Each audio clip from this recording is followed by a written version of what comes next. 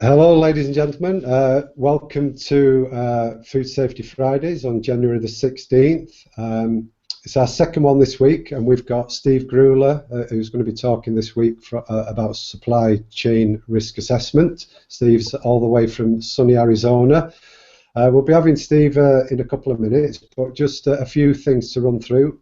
Last week it was a great start. We had 650 attendees. There were a few technical hitches to start with, but the feedback once we got going was great. It was a really nice presentation, some great questions and answers, and all in all, it was a big success. We did learn one or two things from that session that hopefully we brought into this one to try and improve it for you this week. We are, as I say, I will say this every week, we're reliant heavily on technology. I'm presenting you live via my PC. I've got a webcam, a microphone, I've got an internet connection. Likewise, Steve has as well. So there's our technology, and then there's the small matter of a few hundred attendees with all your individual bits of kit and web connections, all different speeds, all different providers. Last week we did have a few people say that they couldn't see it, couldn't hear it, but then they resolved it. The vast majority of people read us loud and clear last week, so we've got to say that must be with your technology. That's not to say we won't have any problems, but so far so good. The other thing was the certificate. We had a big problem with when we displayed the pop-in with the certificate for last week's webinar in the sidebar. Several hundred people attempted to download it at once, and that made the website crash. What we've done, it was the certificate was an image, it was 600 kilobytes. All we've done this week is reduced it to 200 kilobytes. So it's 2/3 better, 66%. So hopefully that won't crash the website. If it does, just persevere and go back again and try again. Despite that, if you can't download it that way, what we do is we follow up this webinar with an email. All registrants will receive an email a couple of days after, and in that email will be a link to the recorded video. There will be a link to download the presentation slides, and there will be the link for the certificate as well. So the slides, the presentation, the video, the certificate will all be packaged up and emailed to you, so you don't have to worry. Last week I received over 100 emails asking where the certificate was. We will get it to you. Be patient, and if you've not received it after let's say 3 or 4 days, then do feel free to email, but please be a bit patient. Okay. Another couple of things were some people said, why can't we have our names on the certificate all be personalised? Really, with 650 people, it's impossible for us to personalise everyone. You have two choices.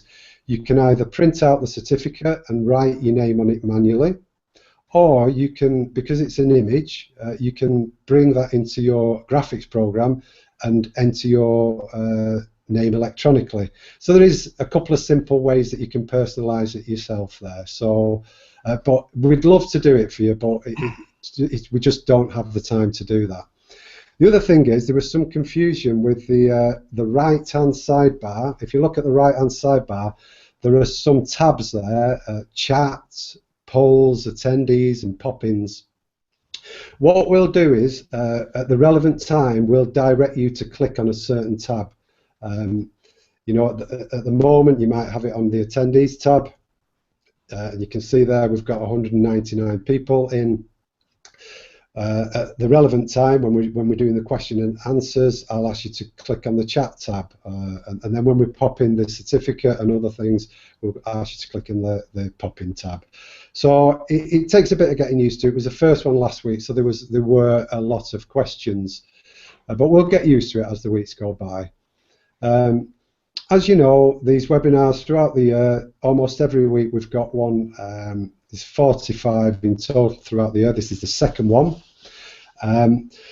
They're all free to attend, with the big bonus of a free certificate of attendance, so free training with evidence of that training. So I'm sure you'll agree that's fantastic. We do have to thank certain people for that, for making that possible. That's the presenters. You know, Steve today is giving his time and knowledge. He's sharing that with you completely free of charge, as are all the other presenters. And without the presenters, well, what have we got? We haven't got anything. So that's a big thumbs up and a big thank you to all the presenters. The presenters, most of them are commercial as well. In their real time, they offer services and products. So please do look on their website, look them up as well, etc. The other people we must thank are the sponsors. Again, we've attracted 4 sponsors so far. We hope to get some more. If there's any commercial organisations out there, please do look us up. We're always interested in talking to you. But we already have Safe Food 360, who, as you know, many of our members know, offer food safety management software for GFSI certification. Visit their website.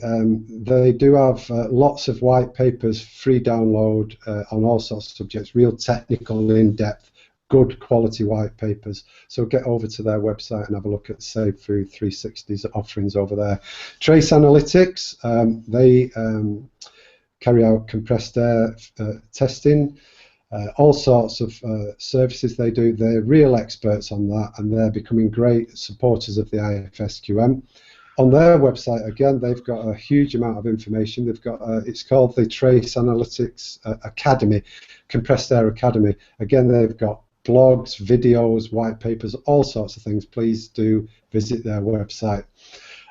IFS, International Featured Standards, a worldwide certification body offering GFSI certification through their food, packaging, storage and distribution standards.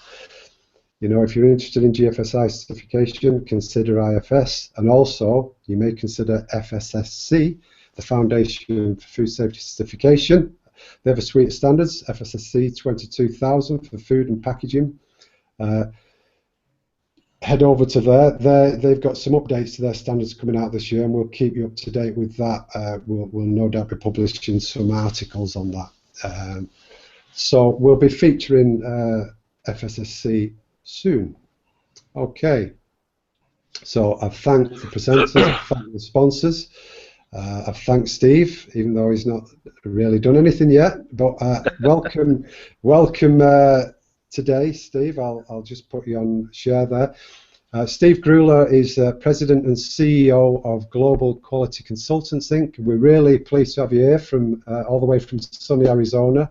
So I'll hand over to you, Steve, and I'll be back for the Q&A after your presentation. Thanks. Okay, Steve, over to you.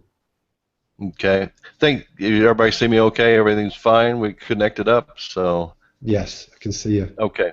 Thank you, Simon. I appreciate it very much. I also want to thank you and the Institute for Food Safety and Quality Network for giving me the opportunity to share with numerous people around the globe what I think is the biggest risk faced by manufacturers around the globe. And so I will be presenting that presentation here in a couple minutes. I thank all the attendees for joining us this morning. Well, it's this morning for me. It could be evening or afternoon for others that are joining us around the globe. And I want to let you know what my objective is going to be.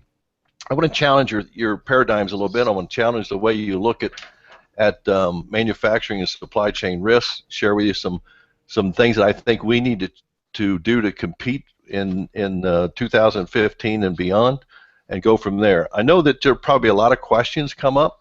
I think you can send in the chat box a question, and Simon will gather those and kind of put them together. We've left maybe 10-15 minutes towards the end for questions and answers, Q&A, and we'll just go from there. So with that, I'll get started with the presentation.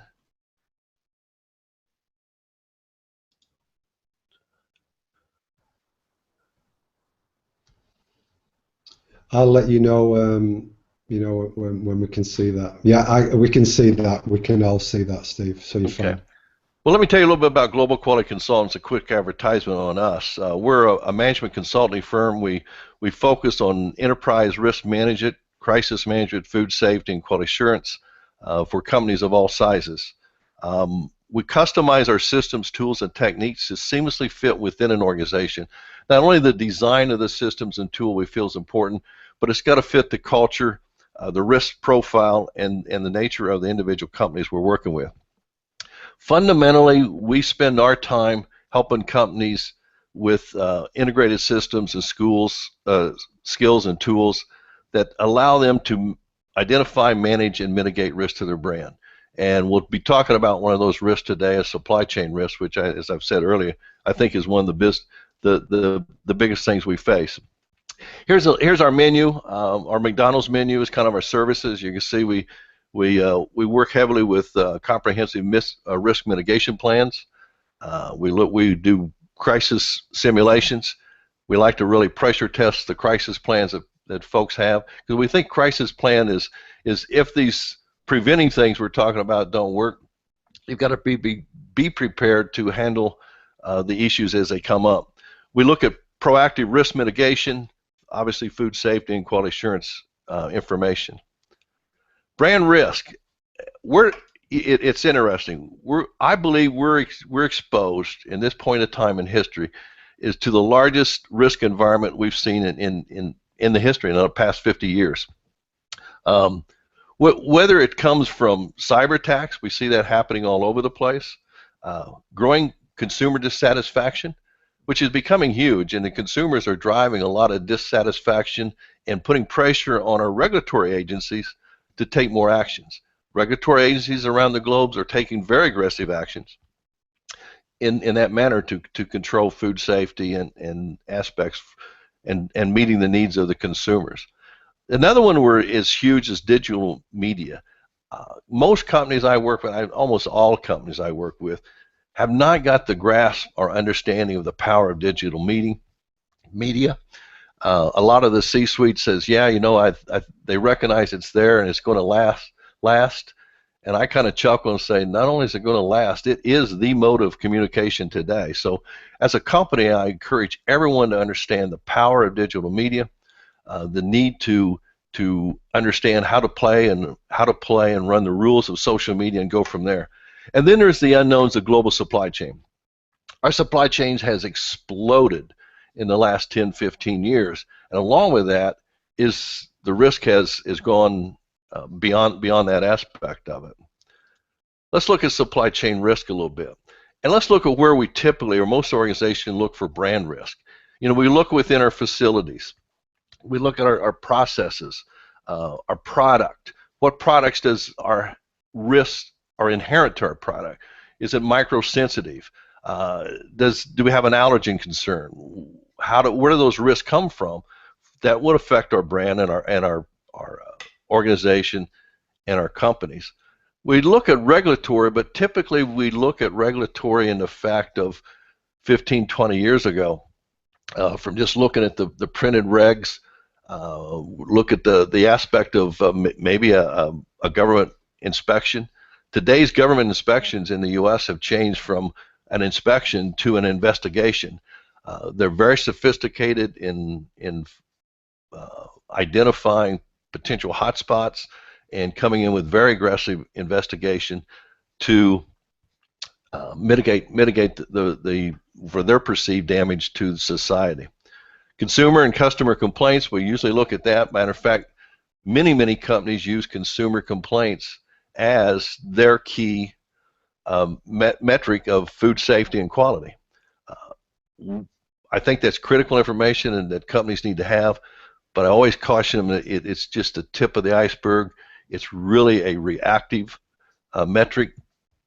So you're looking back maybe 3 months or 2 months from when the product was produced, trying to find out what went wrong, rather than looking forward and saying what's going to go wrong or could go wrong and how do I prevent that. The other thing we look at is audits and inspection results aspect, supplier reports and C of A's. These are needed, they're common, they're accepted in our industry, but I think they're very dangerous. They give us a false sense of security. They're very kind of what I call an inspect and reject philosophy. They're isolated and very limited in data and information. What are we missing? Well, we're missing general other risk, and one of the biggest I see in today's world because of our global supply chain, whether we purchase from overseas or not, I'll almost guarantee you that your local suppliers are sourcing or buying something through their chain that's acquired around the globe. It's almost impossible not to have some linkage for any company with the global supply chain. So you need to understand what the cultural risks are, and I'll share a couple of those with a couple incidents that we've seen in Asia, that you need to understand their culture, their morals, their aspect of it, all the way through the chains that could impact your brand. We should be looking at comprehensive supplier intelligence. I'm talking about a gathering of a lot of data and understanding of what our suppliers can do, what their capabilities are, their skills, how they're producing our ingredients and supplying that meets our quality and food safety standards, not just per lot, but across the board. How are their processes capable of doing it? I can be assured they're going to meet our level of required quality and food safety. We need to be looking at the social and digital media I mentioned earlier. This is huge. This is something that companies must become engaged with and gain knowledge and understanding around this. It's critical today. In the social and digital media, what do we look at? We look at the headlines. That's kind of what we do. A lot of companies will have following, people to follow on Facebook and go back and forth for recipes and things of that nature, which is marvelous because they've got a nice base of individuals following their company and LinkedIn. So now they can also use that tool in case of an issue or a crisis to manage that information effectively. Again, I think we have a lack of comprehensive enterprise intelligence. So not only the supplier piece, but linking it within our other information flows that we can present the data across the board from the shop floor to the boardroom, information on what our companies and brand risks are doing and how those fluctuate, increase and decrease over time. And what happens without that information, it really creates what I see in many, many companies is we really don't know what we don't know. We don't know where those risks lie. Unfortunately, companies find it out after the fact. I'm going to show you a couple examples of those coming up from major companies that didn't know these things are going on, and it cost them significant brand damage and finances. And also the lack of crisis preparedness. Along with risk identification and management, you've got to be prepared with a very proactive, effective crisis management plan. And many companies don't do that. I think as human beings, it's kind of inherent to us that it's not going to happen to me. It's going to happen to someone else. I'm not going to have the heart attack. My neighbor might, but it won't happen to me.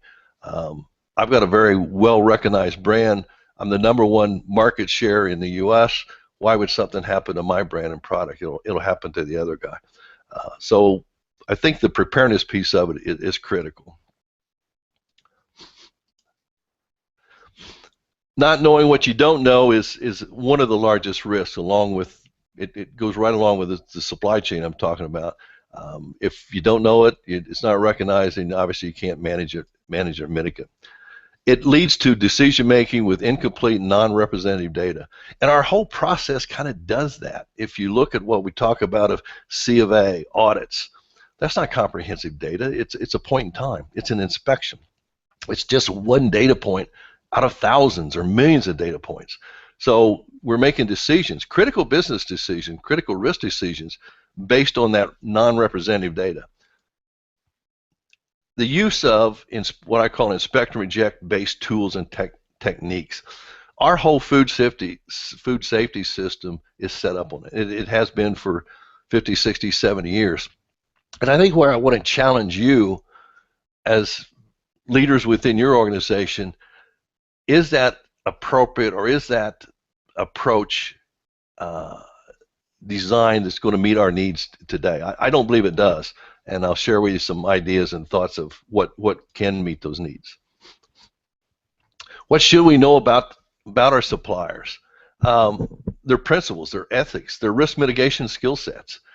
Do they think about mitigating risk to your brand, or are they just thinking about meeting your spec limits or your requirements for an individual shipment? Have they really gone through a in-depth, comprehensive risk evaluation and profile of what risk they're bringing to you? Because I guarantee you they're bringing you risk. It's a given. The question is how much and what is it? What about our suppliers? How long is the chain? Do you go back 2 or 3 levels in the chain and see what the suppliers are doing, how they're set up for risk mitigation, what their skill sets are, what their process capabilities are, how are they delivering the level of the ingredients going to make your ingredient meet its food safety and quality needs? What risk do they bring? And again, you have to look at every supplier. They're bringing risk to your brand. The question is, what is that risk? How is it managed, and how do we mitigate that risk?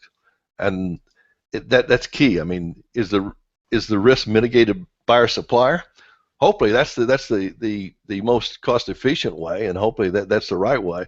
But many times we have to understanding that risk, and if it's not completely mitigated to our level of risk tolerance or what we think is acceptable, then we have to put some kind of step in to mitigate that risk ourselves to protect our brand. Or to ask that one piece of it along that lines, ask you guys a question. Of all your suppliers, have you got them in profiled and allocated, these reviewed in the classic risk profile standpoint, high, medium, low? And I'll show you an aspect of that a little bit later on. And looking at, again, from that aspect, those categories, what's the product risk and then the sourcing risk. I think this chart kind of says it all. Where are we vulnerable? And it's obvious the things we see and recognize we can manage. I mean, we look at audits, C of A's. I've talked about certified systems. They're great. They're needed. They've helped us get consistency around the globe and focus on some key processes. You look at the Global Food Safety Initiative and the certified pieces around that. I think they brought a lot of good to our industry. Matter of fact, I think it's the cause and the reason that we have seen in the last 30, 40 years brand risk and crisis coming from internal system failures.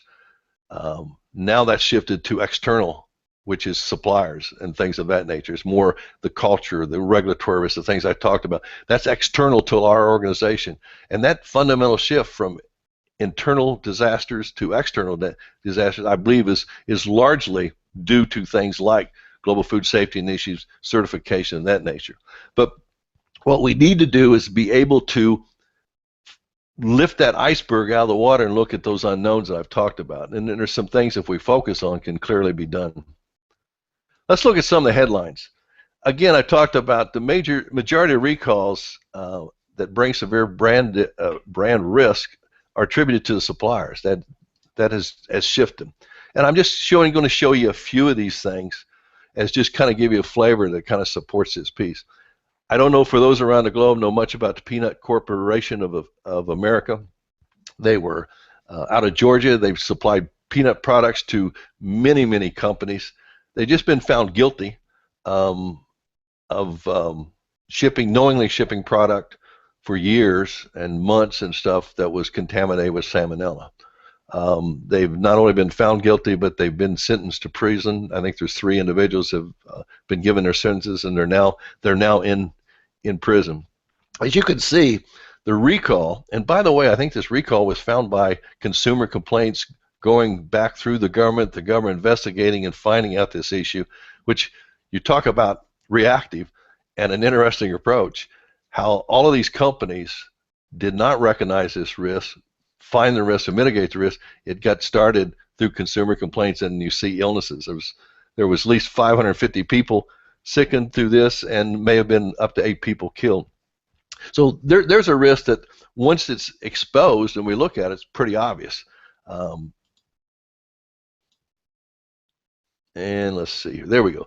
I'm not trying to pick on a specific company, but this company, Kelloggs Corporation, they use PCA as a supplier They were the first report of financial impact to them by the recall with the outbreak of salmonella, and you can see the withdrawals will cost them $70 million and an uncalculable brand risk identification of it piece, brand reputation. The question that I look at is a company like Kellogg's, which is just a very well-known company. It's an excellent company. It's been around for hundreds of years. It's got outstanding leaders and skill sets and employees. What system and process do we look at? Again, I think they're using what we've been accepted for many years, is that inspect and reject. But how that wasn't found by these other companies is an interesting question that we need to consider. Menu Foods, I don't know whether you've heard about that. It's a pet food company. They recalled more than 60 million cans at a cost of $55 million and a reduction in workforce because of lost orders. This was a company that bought wheat gluten as an ingredient to their product. It was sourced out of China. It was contaminated with melamine. The reason melamine was put in is wheat gluten is purchased and priced on protein levels. Melamine is kind of goes through, it's high in nitrogen, so it comes across as being as protein, and it's not. It was intentionally put in this product, contaminated with it. It was sourced out of China. So when I talk about cultural risk, this is a culture risk. Where in the world would you find individuals be willing to put animals, and also this same in China, we've had an incident this last year and a half, where melamine was put into infant formula that would cause harm and potential death to human life and or our pets and animals. Well, it's happened in multiple cases in China. So you need to be aware that culture is there, and you need to be aware of that risk. And how would that, and what possibility would that affect your brands? Here's another one that talks about suppliers, and this was one that was Basic Food, a huge ingredient supplier. As you can see, they recalled 178 products containing HVP, hydrogen vegetable protein. It went into thousands of soups, sauces, salad dressings. We have, at that time, were and still do offer crisis response for companies. We had about 15 companies that was calling us to help them with their crisis piece, identifying the level of recalls they had to go through and how to communicate. It created a significant impact here in the United States. So from that aspect of it, you look at the headlines. They run everywhere from criminal activities, malicious contamination, fraud, to accidental contamination, which is the majority of things that we look at, regulatory violations, internal procedure failures, and the one that we're starting to see now pop its ugly head due to the pressure on the regulatory agency is the regulatory agencies are, and they have for about the last 5 years here in the U.S., but we're now seeing it in China and other areas. They're taking some severe action for non-food safety issues. And I think that's raising a lot of concerns in manufacturers around the globe. But that's a risk. One client we've worked with, they were a supplier to fast food restaurants, McDonald's and KFC. They've shut down their operation in Shanghai due to a disgruntled employee using social media to show some minor procedure failures within a company. It went viral. It went political. The Shanghai FDA investigated. This company's crisis response wasn't the best. They did some things that go against the grain of the culture in China. Therefore, and it's resulted in them being out of business today. Why are we experiencing these issues? I believe it's because of our fundamental design of our system is going to deliver that. We've got an inspect and reject philosophy. There's an over-reliance on certifications, and it's interesting. Over the years, I've seen our efforts to improve this system has been focused on getting better inspection tools. and I think we need to change that. It's across all segments. I mean, from farm to fork in the private sector, and also from the public sector, the regulatory. They do the same thing. They go out and investigate consumer complaints. They go out and take products off the shelf and find issues, which I find fascinating, that causes those things. But it's an inspect and reject basis. Again, we don't have an abundance of comprehensive brand risk information and intelligence. So it kind of puts us as we don't know what we don't know.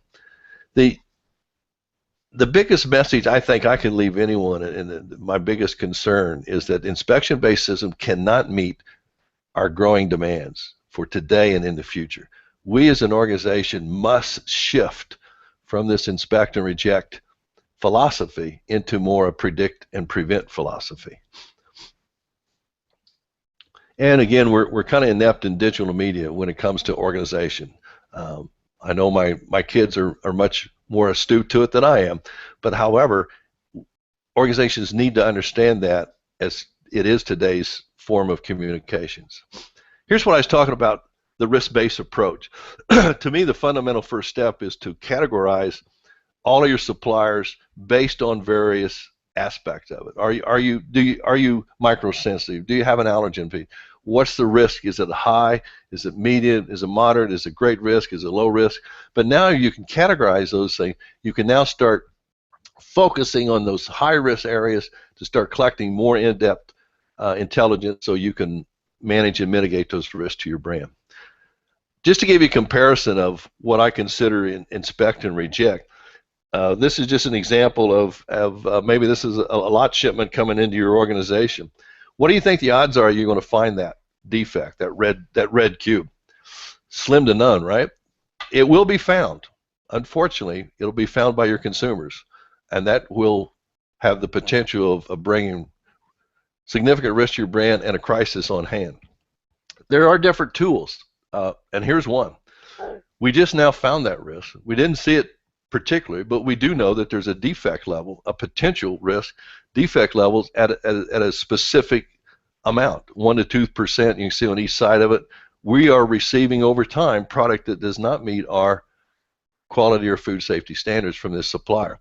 This is a great tool to share with management and to share with your supplier, and now you can do what your really value of all this information, this comprehensive data, is you could now go work with the organization to mitigate that risk, and the next bit of data shows that's exactly what happened. Matter of fact, we now know that this supplier's supplying us with a 10 part per million level of quality or food safety for our ingredients, and now we know we can manage it and move this group now from the high to the low risk category. Well, that's fundamentally it. You got any questions, please send them to Simon, and he'll capture those, and maybe he can come back and share some of those things with us. We can answer them. Feel free to contact me after this at any time.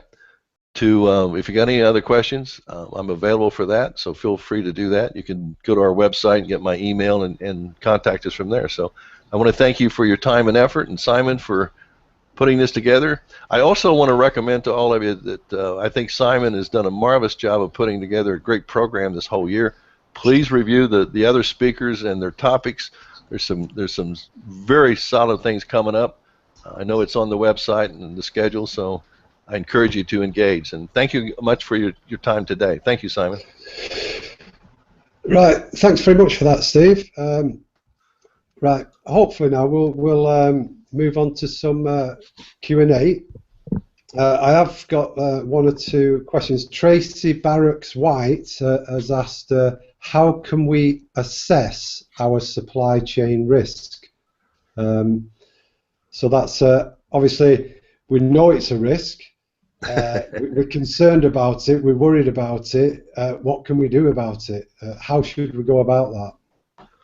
That's an excellent question, and I'll give you a little bit of a commercial on our part. We've built a process that we're going to offer here that outlines the steps and the details that you need to take to do exactly answer that question. It'll be available probably within a couple 3 months. I know you can contact Simon or me directly if you're interested. But fundamentally, Tracy, what you need to do is you start with that risk matrix that I showed, and then you can have a couple options. One thing we recommend highly is we build a questionnaire that we send to clients that asks them to define, not tell me that they're certified to GFSI level 2 or whatever, but how do they identify risk? How do they manage risk? What's the profile, the pedigree of their organization, their risk management group? And you just start getting that critical data and building that data that allows you to now put them into categories. I'll give you a great example of a skill set, and it's been my experience over the years. I'll just define or kind of describe two different individuals. One individual has worked for a company for about 35, 40 years. They've been through production, they've been in shipping, they've been in custom. They know more about this company than about anyone else, and they're now the head of food safety and quality for this company. The other individual has probably got 15, 20 years of experience. They've got a master's degree in microbiology or food safety. They've been with multiple companies, well-branded Fortune 500 companies, and they've overseen food safety and risk for these companies. Now, just looking at those two different profiles, which one you think would have a greater risk or less risk? That's the information you need to start collecting. So the ones that may not have the level of expertise and skill set would give you an opportunity to work with them on building that skill sets and understanding that risk. Same way with the way they manage risk. What's their metrics? What standards do they comply to and how they do that? So you collect that information. You can start building that into your program, communication with them. I showed you some data on the predictive side of it. It's process capability data. You understand their process capabilities and you manage based on that. So those are some of the fundamental things of how you go about doing that and collecting that information.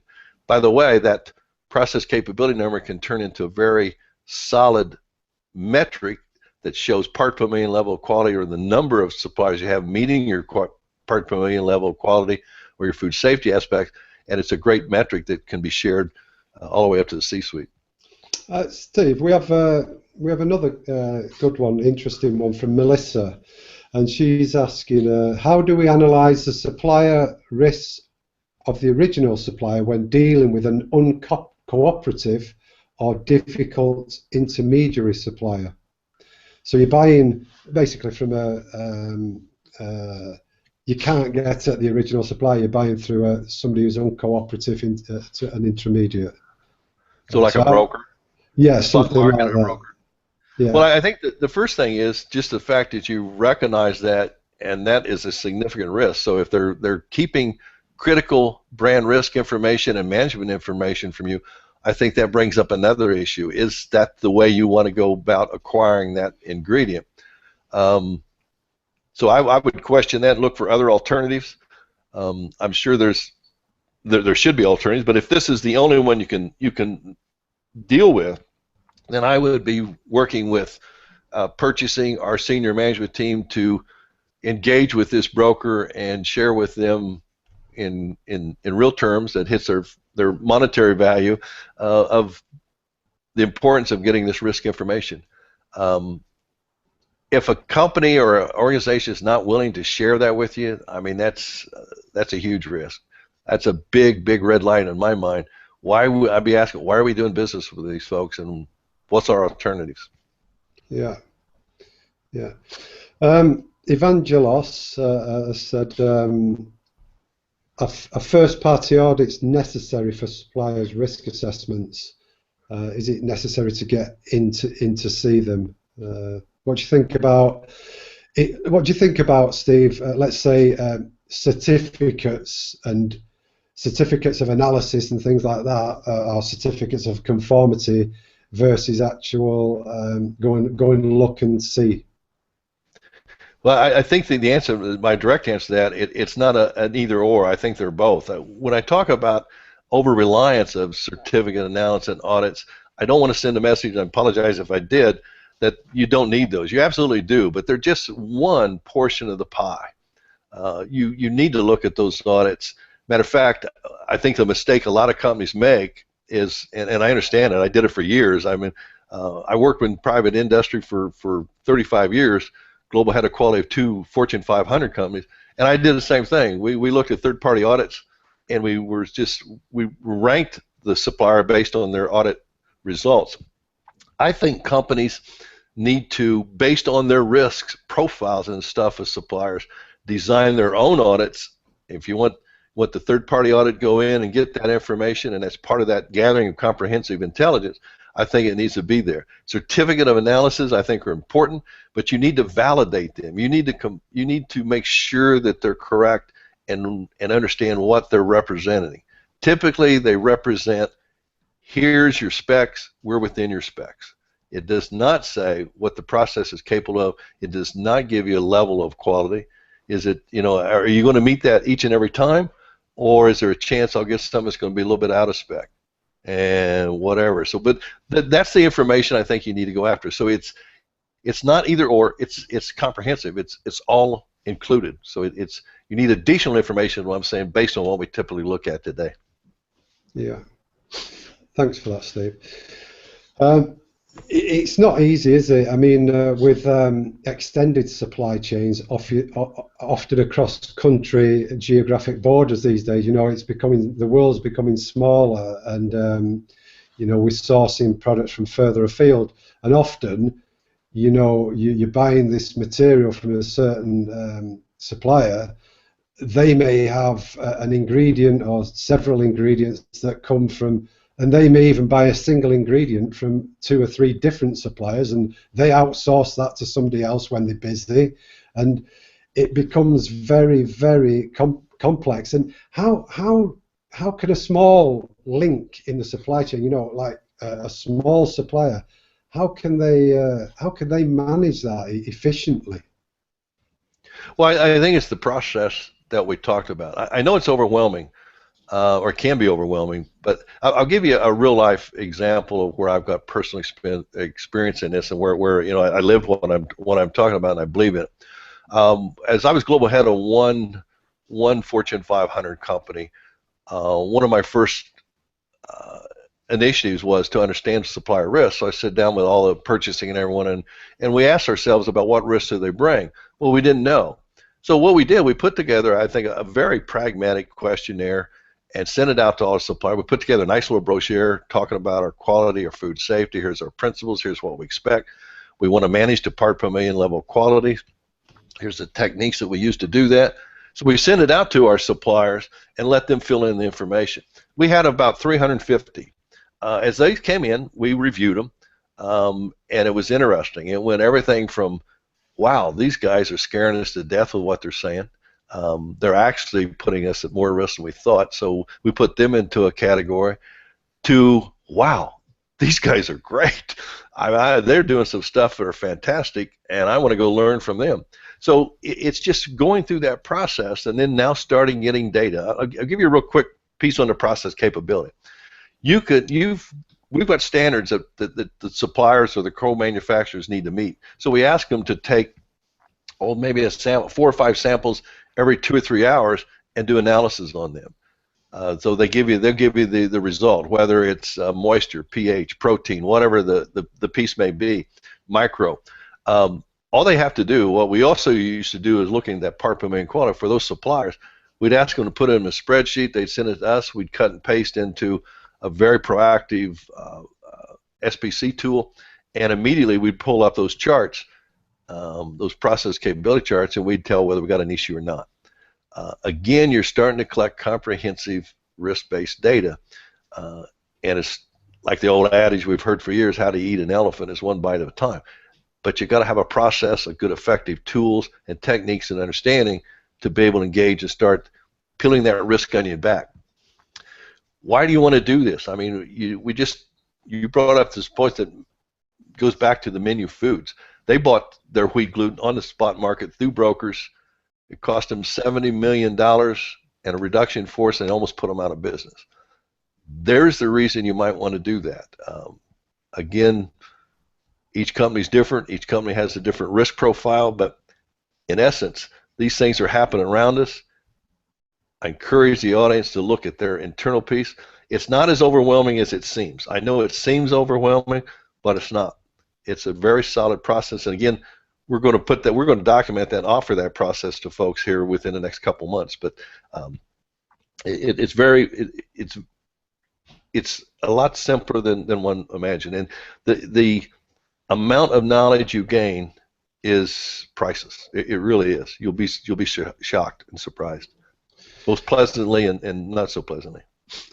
Steve, there's a question coming from Adelaine. In your opinion, what are the most important risks involved during transportation and distribution of products? So specifically on transport and distribution, what sort of risks could we expect to encounter there? Well, it's product contamination, it's bioterrorism, there's quite a few of them. But I think the point and what I hope people are doing, what I'm like I said, one challenge, they should be sitting down with their organization, or if they want to go outside and get some outside help with some experts in the field, but they ought to be outlining exactly what those risks are. Whether are we going to have risk from contamination aspect? Are we know each shipment is going to be secure? How do we do those things? Does it require additional testing? How are we going to mitigate? Those are the information that they need to do from a transportation standpoint.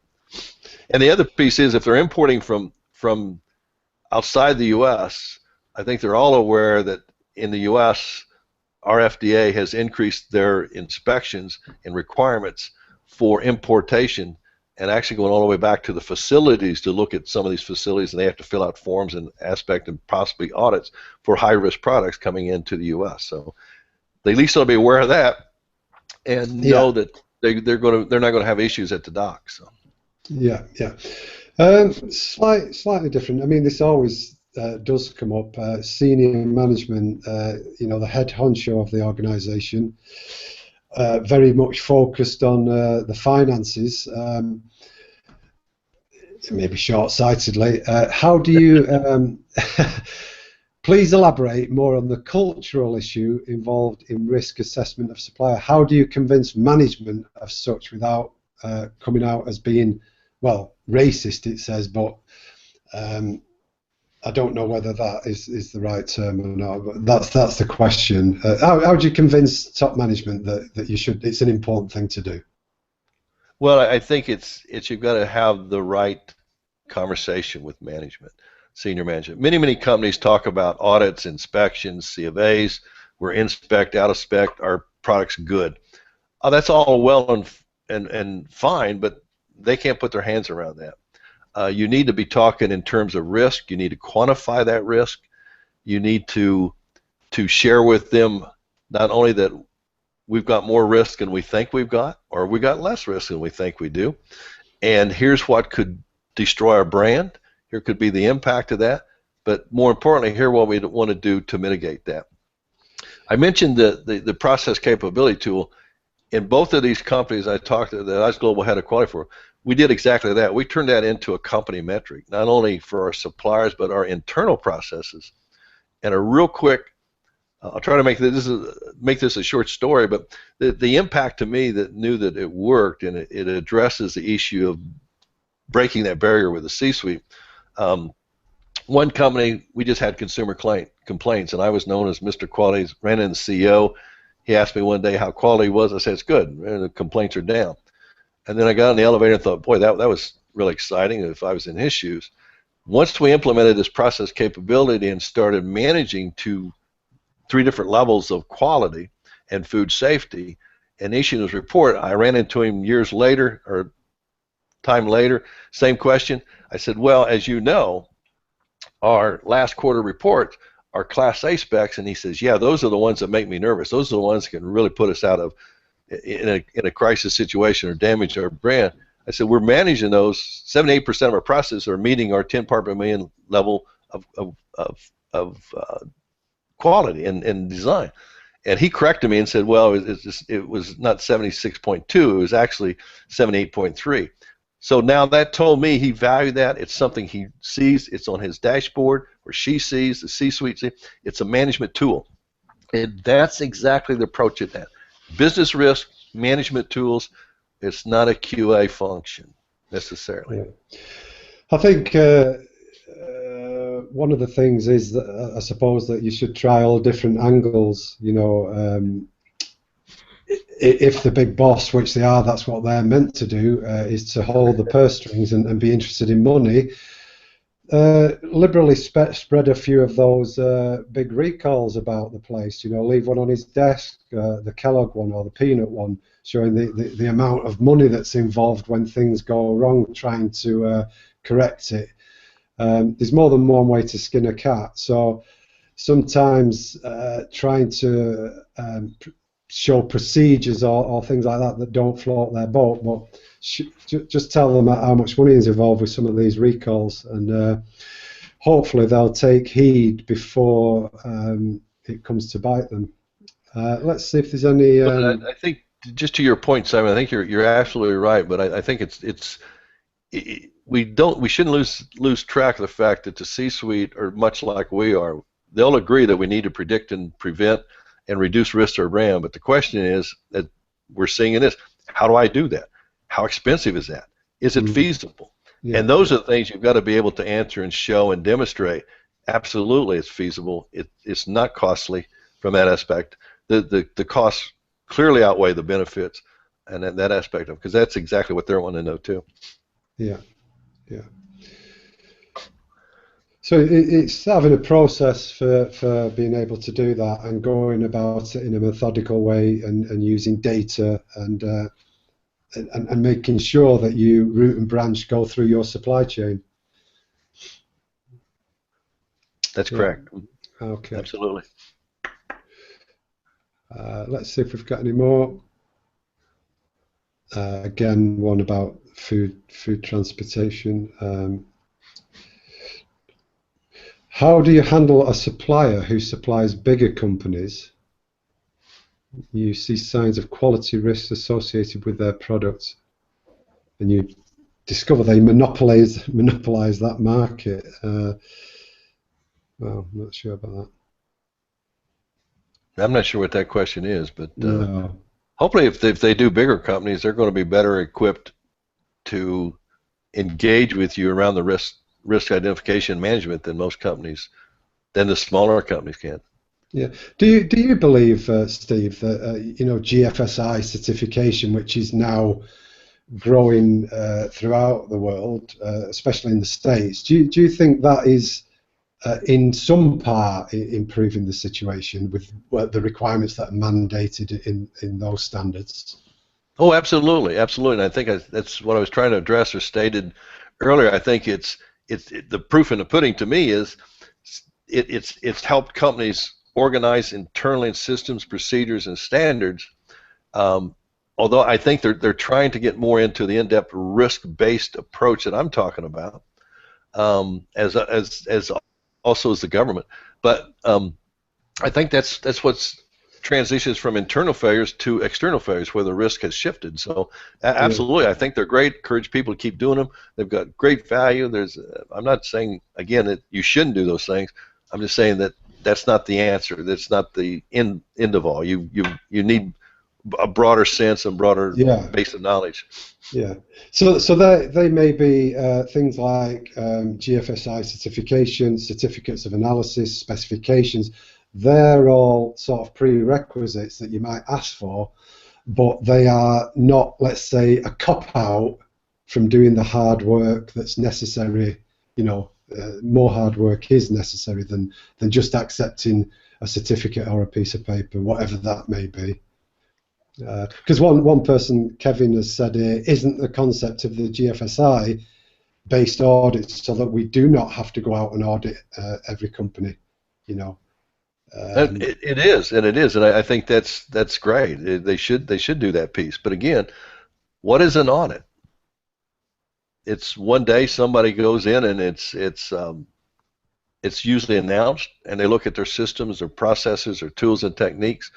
I don't know very few of them that looks at process capability or the level of quality in real terms that they're producing, and it's a single point in time. What I'm recommended that you look at 365 days of this through effective tools and techniques, sharing information as opposed to the audit, the data it gets. But again, you got to include the information from the audits and go from there. Yeah. Okay. Well, there's one thing about the audits, and I didn't mention with the PCA situation, and it created a diversion to the real issue. PCA had been audited by a well-known third-party auditor for many, many years, and they got superior, excellent results. They, 98% and all those things. So again, that goes to show it didn't necessarily catch the issue, and it won't catch all issues. I'm saying expand your horizons and build other aspects to that profile you're building around your supplier. Yeah. Okay. I think we're heading up towards the conclusion now. There are more questions, and they're popping in. But what we'll do is at the end of this webinar, we'll direct all the attendees to the IFSQM forum, where we've got an open topic there, and you can post and type your questions in there. And then over the coming days, maybe Steve, you can have a look in there and see if there are any. You can shed any light on the questions. It's not easy, and we don't pick up all the questions here. So we'll do that at the end. We'll conclude the questions now. Okay. So just like to say again, thanks very much to you, Steve, for your input today. My pleasure. It's another aspect of food safety. It's opened up another window for us, and we want to find out more. It's just a start. It's only a primer today. It's a very short presentation, some conversation. So we'll take that further, and you've got some more presentations to do further in the year as well, haven't you, Steve? Right. And to your point, for them to go on your website and ask some questions, but also if they like, feel free to go to our website and engage with us there, or email me directly with specific things that they might want to know too. So we'll look at those links and follow up to answer any questions they may have. Yeah, is your email and web address on your PowerPoint? No, I don't think so. Well, if you can add that before you send it to me, and then when we do post that, they can pick up your email and web address from there. So if anyone wants to contact Steve, it'll be on the PowerPoint slides that we'll be issuing. Okay, Steve. So thanks very much for today, and I'll be in touch with you to send the questions on the forum. So thank you. Great. Cheers. Thanks. Okay, so that concludes this webinar. Just a couple of things. If you go to the tab at the top to look at the next week's webinar, Oscar Rodriguez Gonzalez will be doing What's New in Food Safety Engineering, another completely different topic. This is a great thing about this webinar program. We're learning little snippets that open new windows for us, allow us to go through new doors to learn. I'm sure it'll be completely different. Have a look on the website if you want to, at the schedule, to read more about it. You can sign up today. Whether you can attend next week or not, it doesn't matter. Sign up, and what you will do then, you'll be emailed with the video link, the slides, and the certificate. So I encourage you to sign up today, or read on the website and sign up at a later date. Okay, so I'll leave that for a couple of minutes. Anybody who's watching this maybe 1 month, 2 months, 3 months, 6 months, 12 months down the line, this recording will be available for a long time as an archive on the IFSQM website and YouTube. Please don't email for a certificate. Only people who register for the webinars will get the presentation slides and the certificate. So just to make that clear, if you want to head over for the live webinars, head over to the IFSQM website and subscribe to some of the webinars. Okay. So in a second, I will put the certificate up so you can download that. I've removed the webinar now, so the certificate's up there. If you want to download that, hopefully the website won't crash. Like I say, if it does, you'll get the slides by email next week. Okay. So thanks for attending again. It's been a good day. It was great that with Steve. I learned some extra things today that I didn't know about. After this, you will be redirected to the IFSQM forum. As I say, it's Food Safety Friday today. It is Friday, so that's good news. It's weekend, so have a lovely weekend, and we'll see you next Friday.